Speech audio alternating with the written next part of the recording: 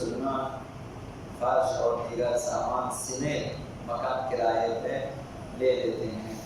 ایک مکان کرائے پہ لے لیتے ہیں جس میں تمام اسباب سامان سب مہیا ہیں اور موجود ہیں،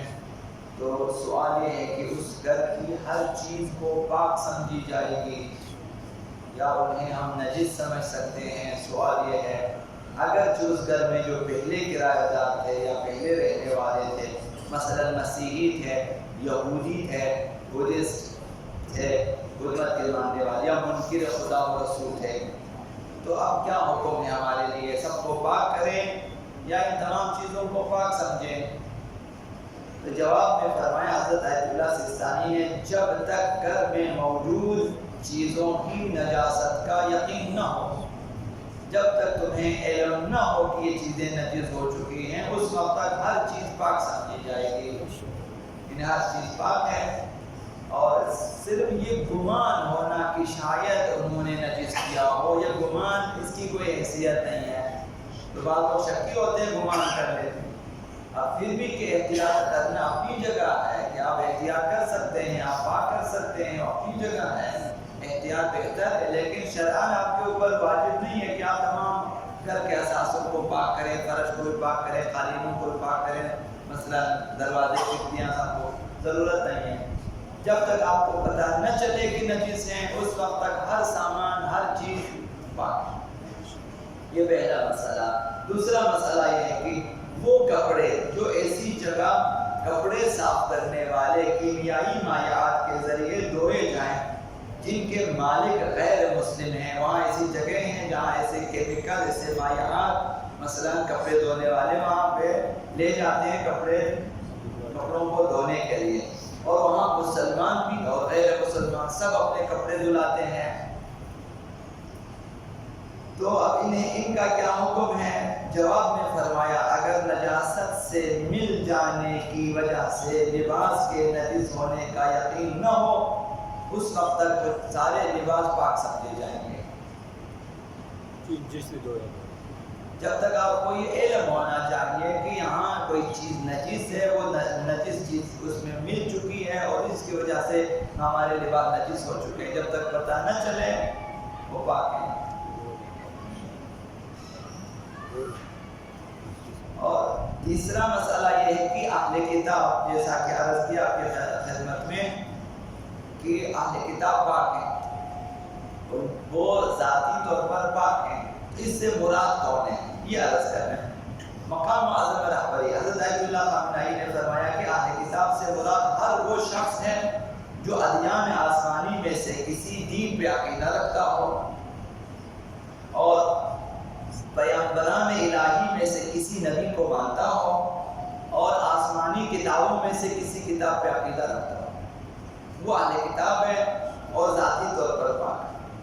عیسائی اور یہودی کے بارے میں قرآن میں بھی ہے اور فقہا کے درمیان بھی اختلاف نہیں ہے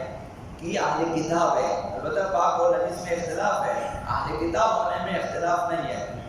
عیسائی اور یہودی حتماً یقیناً اہل کتاب ہے، اور زرتشتی اور صابئین یہ دو اور مذاہب ہیں، ان کے بارے میں اختلاف ہے۔ مقام معظم رہبری حضرت آیت اللہ خامنہئی نے فرمایا کہ ہماری تحقیق کے مطابق زرتشتی بھی اور صابئین بھی اہل کتاب میں سے ہیں اور ان پر تمام اہل کتاب کے احکام جاری ہوں گے۔ صابئین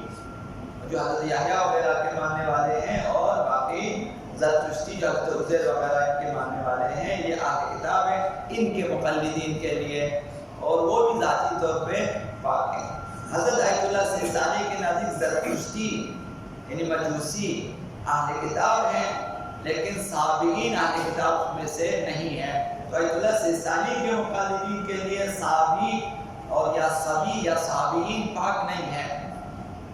بس زرتشتی پاک ہیں، ذاتی طور پہ پاک ہیں۔ اگر خارجی کسی نجاست کی وجہ سے جس طرح ہمارے ہاتھ نجس ہو جاتے ہیں، نجس ہو جائیں تو وہ نجس ہے، باقی ذاتی طور پر وہ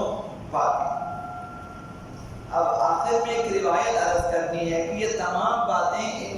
جن فقہا میں جنہوں نے پاک سمجھا، جیسے حضرت امام خمینی، جیسے آیت اللہ سستانی، مقام معظم رہبری، اور اسی طرح کے بعض مثلا آیت اللہ مکارم جو ہے بعض ایسے آیات ہیں جو کو پاک سمجھتے ہیں اور بعض مسائل طیبہ باتیں جیسے نجس سمجھتے ہیں اہل کتاب کو. تو اختلاف ہے. تو جنہوں نے پاک سمجھا ہے وہ اس روایت کی بنا پہ ہے جو آپ کے خدمت میں عرض کرتا ہوں. عن عیس بن القاسم، عیس بن قاسم نے حضرت آبا امام جعفر الصادق علیہ السلام سے سوال کیا کہ عیسائی، یہودی اور نصرانی کے ساتھ کھانا کھانے کے سلسلے میں کیا ان کے ساتھ کھانا کھائیں؟ عن مواکلت الیہودی والنصرانی والمجوسی، یہ تین افراد. نصرانی، یہودی تو معلوم ہے، نصرانی سے مراد مسیحی اور عیسائی ہے، اور مجوسی سے مراد وہی زرتشتی ہے. ان کے ساتھ ہم کھانا کھائیں. تو فقال ان کان من طعامکم، فرمایا کہ اگر کھانا تمہارا اپنا ہے اور وتوضأ، اور وہ مجوسی یا یہودی وہ اور عیسائی ہاتھ دھو لیں تو پھر فلا باس، کوئی اشکال نہیں ہے. یعنی تمہارا کھانا ہے اور وہ ہاتھ دھو کے تمہارے ساتھ کھا لیتے ہیں، کافی ہے. یعنی ہاتھ دھونے سے مراد یہ ہے کہ ہاتھ دھو لیے جائیں تو ان کے ہاتھ پاک ہو جائیں گے، اور یعنی ذاتی طور پر وہ پاک ہیں، خارجی نجاست دھونے سے پاک ہو جاتے ہیں. تو لہٰذا وہ جو پاک ہو جائے اور ان کے ساتھ کھانا کھانے میں کوئی حرج نہیں ہے. حضرت امام خمینی نے بھی فرمایا کہ یہ حدیث اہل کتاب کے ذاتی طور پر پاک ہونے پہ دلالت کرتی ہے. تو اس طرح اہل کتاب سے مراد جو ہے یقینی طور پر یہودی اور عیسائی اور مسیحی ہیں، اور اس کے بعد بعض فقہا کے نزدیک مجوسی اور زرتشتی بھی شامل ہیں، اور بعض فقہا کے نزدیک صابئین بھی اہل کتاب میں شامل ہیں اور ذاتی طور پر پاک ہیں. آپ ان کے ساتھ بیٹھ سکتے ہیں، اگر ان کے ہاتھ کے نجس ہونے کا علم نہ ہو تو ان کے ساتھ آپ کھانا بھی کھا سکتے ہیں، پی بھی سکتے ہیں، کوئی مسئلہ نہیں. اس کے علاوہ